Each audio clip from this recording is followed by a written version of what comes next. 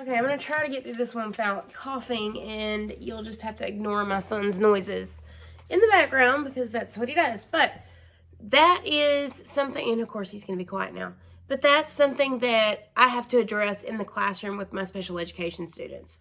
Um, so you're mid-math lesson and that pipes up.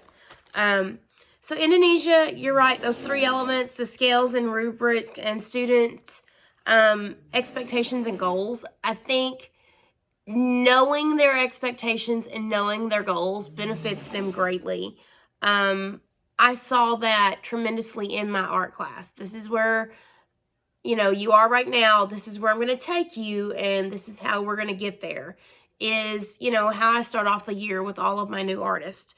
Again, I'm not in art this year. Miss art, but I love SPED.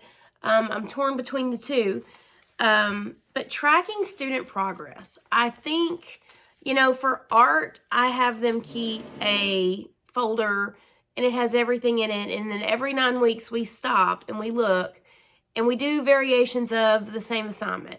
And it's look at your first assignment on this date and then look at the assignment that you've done by the end of the 9 weeks and compare the two. And I want you to write a comparison of your work. What has changed? What have you gotten better at? What do you feel like you need to work some more on? That has worked really well for my art students. But again, that's something, that was abstract, that they made concrete, that they can actually view. They've done the work themselves. It's not like solving a math problem. It's not like writing a new essay every single time. So it's something that they themselves have worked on improving. And it shows them and it boosts their confidence so much as an artist. The repetitive assessments are not knowledge but memory. That is so true. Again, special ed and some of my paras were former students, and I have one of my students who is in a history class with a teacher that's been there forever. And she asked if we could help her with her study guide. It was the same study guide that this para, who's been out of school for over 5 years, the same exact study guide that he's been using.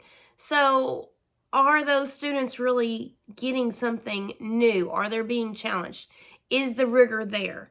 One thing I noticed when I was going around with all of my accommodations and modifications, my paperwork is a little bit different from the ladies who've been there for 38 and 40 years. I have them sign, this is a document, an IEP is federal law. You have to comply with the law. And if there is a failing grade, these are the steps that you have to do for a failing grade conference. And every single teacher told me, oh, it won't get to that. It won't get to that. So how are we celebrating success if we're just passing kids on? So we don't have to do due process. I think our teachers are failing our students because they're just passing them along because they don't want to have to deal with a failing grade. I've noticed that in my current school. To Melissa, feedback. Feedback is just the most crucial thing that a student can receive from a teacher. And I've had teachers through my career that I remember their positive feedback, and I have one teacher that I can tell you the negative feedback that she gave me in 5th grade. And then when I walked in as a teacher for special ed and she was there and she's like, oh, you're one of my favorite students. Blah. You have to be honest. I knew she was being totally fake. You have to be honest, and you have to remember your experiences with teachers. Most of my kids want to know that I actually just care. I care. I don't feel like, there's rubrics, and those are great for students to know, I need to tick these boxes. But we need to make sure that they're going above and beyond just ticking those boxes. And I don't feel like our students get to see their growth enough in our district. We get their ACT Aspire score, which is going to change to Atlas in October at Parent Teacher Conference. I don't want to wait until October to know my kids' growth from the previous year, and I only get it twice a year. I don't feel like our students know where their progress is. You know, they don't know the status of their growth. You know, if you talk to the students, they feel like they don't know anything and they're just spinning their wheels.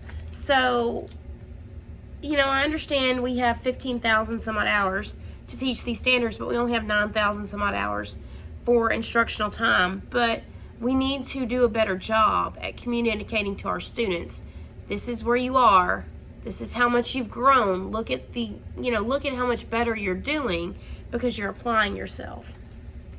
And Christopher, computer science, man, dude, I had to do computer programming way back when.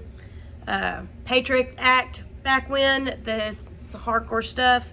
I feel you, man, and I couldn't imagine, you know, the standards that you have in teaching that, and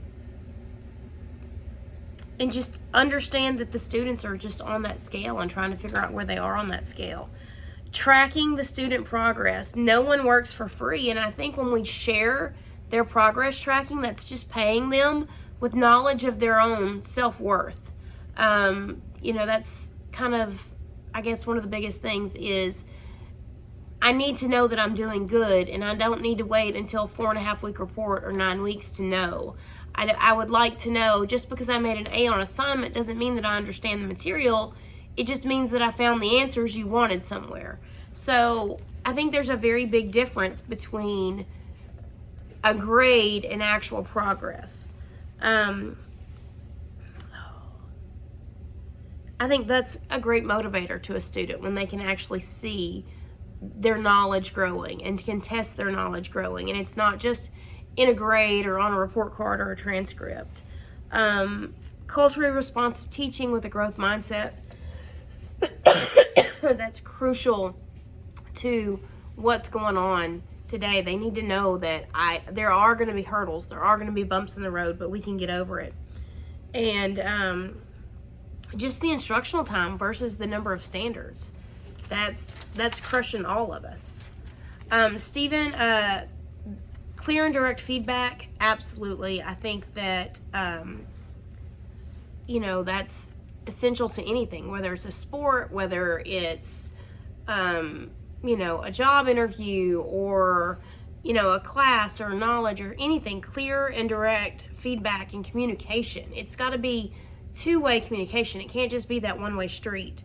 You know, when we have our essential standards and we have our supporting standards, and trying to cram all of that into our instructional time and recognizing student strengths and weaknesses with those rubrics. That is key to know where I'm weak at and where I need to work on myself and do better.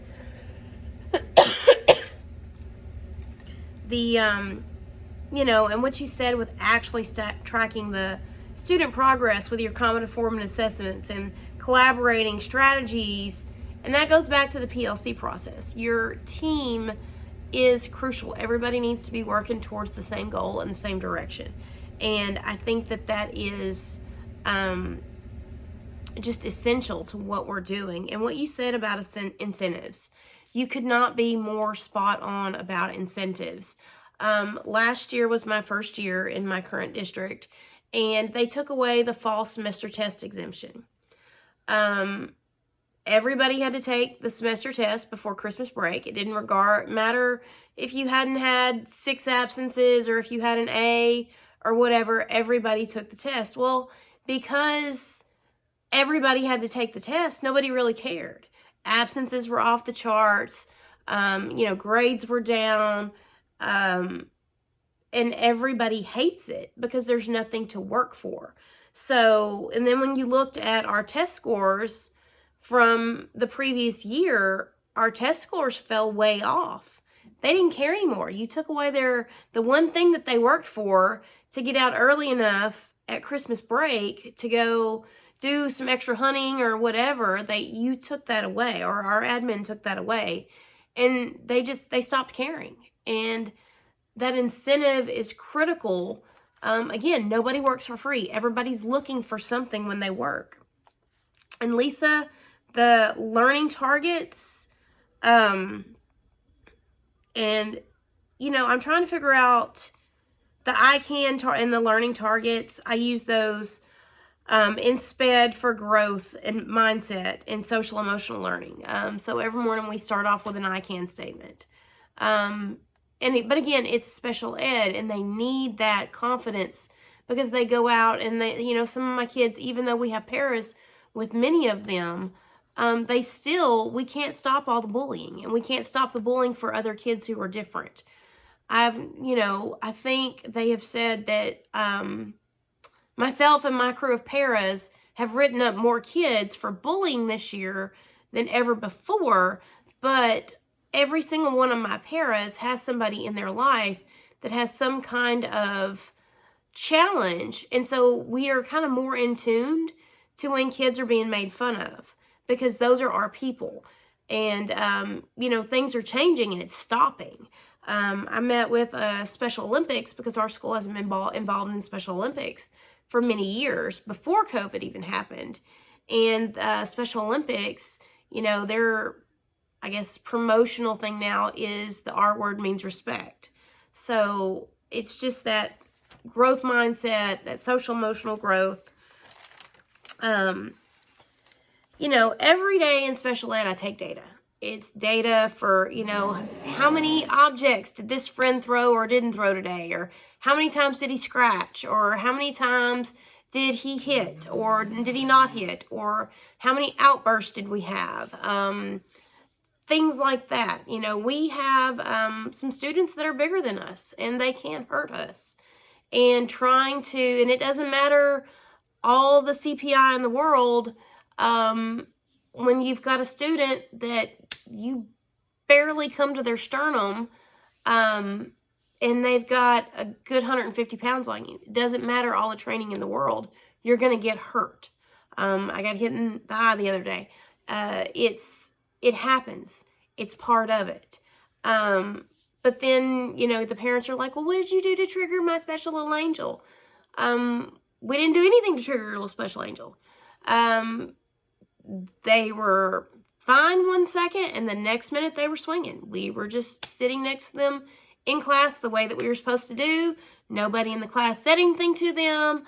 Oh, well, it probably meant this, or it probably meant that, and they excuse the behavior. And I think a lot of special needs parents hold their own children back because they're not willing to push them outside of their comfort zone. I am not that parent.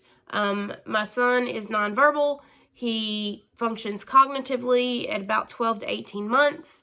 But he needs to be as independent as possible, because I'm not going to live forever, and he's going to have to go live in a home, and he's going to have to know how to follow rules. So those are things that I think of outside of the box. So growth and progress looks very different for me in the special education world. And again, standards. We don't have enough time. And I am currently I'm planning for art, and I'm actively teaching English, math, science, history, civics, reading, life skills, and transition. So I have all those standards, and I have a very limited amount of time that I can cover them in. But sometimes I'm teaching multiple subjects during a class period. Sometimes we have to stop for student behavior. Sometimes we have to stop because a student needs personal care, like they need changed. Or we have to stop and redirect behavior. So class instructional time, I try to protect my instructional time as much as possible. And then I'm also losing instructional time to pullouts like OT, PT, and speech. So it's so different from the special education lens. And I wish our admins were more involved in what we have to do. And especially when we're like a person short. They don't get subs for my paras. So that puts me out of compliance with an IEP if I don't have a person to go and sit with a student in a class. So that gets very dicey some days. And I have a cold. I go to school unless my kids are in the hospital. That's it. I go to school. I know what this is. It's a sinus infection. I get it Labor Day weekend and the weekend before spring break every year. It's something blooming or something molding that just triggers me. But I hoard Z-Packs like nobody's business. So I'm going to be at school on Monday.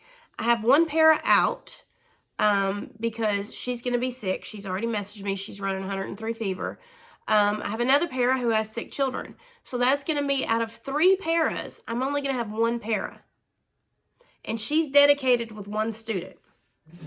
And then I have the other 2 paras go in and out of the classroom with other students. So there should always be 1 other adult with me in the classroom at all times. I'm not going to have that on Tuesday. So we're going to see how that happens. But it's, you know, when you said running people ragged, I think you hit home because our admin doesn't care. We had a student melting down. I'm talking throwing punches at the drain gutters and cracking metal. I had 2 paras trying to assist him back to the classroom, and our superintendent was there, witnessed the entire thing, and did not step in. So it's when you're running yourself ragged to do everything right that you're supposed to do, and then the people in charge fail you. I think that's, a lot of loss for morale. And I can't wait to see what Marzano has to say about student and teacher morale later on in the chapters. Thank you.